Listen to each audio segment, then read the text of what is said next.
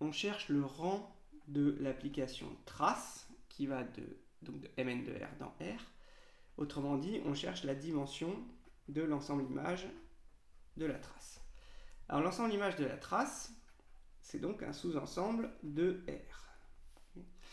Alors, comme c'est un sous-espace vectoriel de R, il n'y a pas beaucoup de possibilités en fait. Pour un sous-espace vectoriel de R, il y a soit R, soit l'ensemble nul. Ici, en fait, bien sûr, l'ensemble image par la trace, c'est R. C'est assez facile à montrer d'ailleurs directement. On peut dire que pour tout x dans R, par exemple, si on pose cette matrice-là, avec un x et puis que des zéros là, que des zéros partout, on prend cette matrice de Mn de R, et bien la trace de M, ça fait x. X plus que des zéros, ça fait bien x. Donc x est dans l'image de la trace. Donc on a prouvé que l'image de la trace, c'est R tout entier. Donc le rang de la trace, la dimension de R, c'est 1.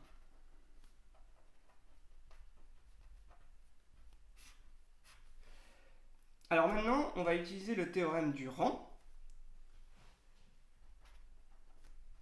pour l'application linéaire trace.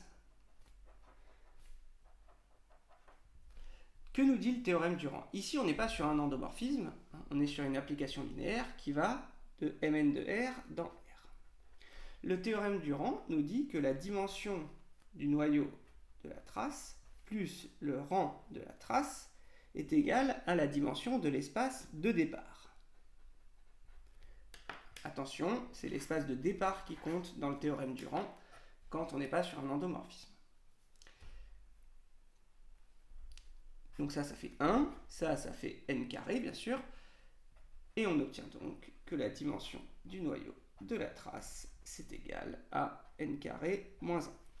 Autrement dit, le noyau de la trace est un hyperplan de Mn de R.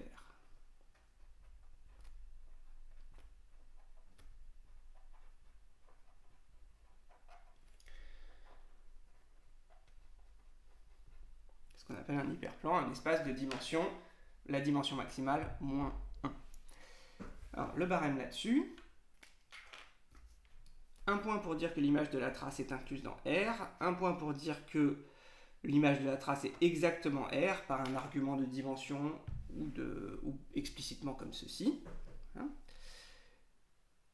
Donc, un point pour rang de trace égale 1 et un point pour le conclure avec le théorème du rang correctement.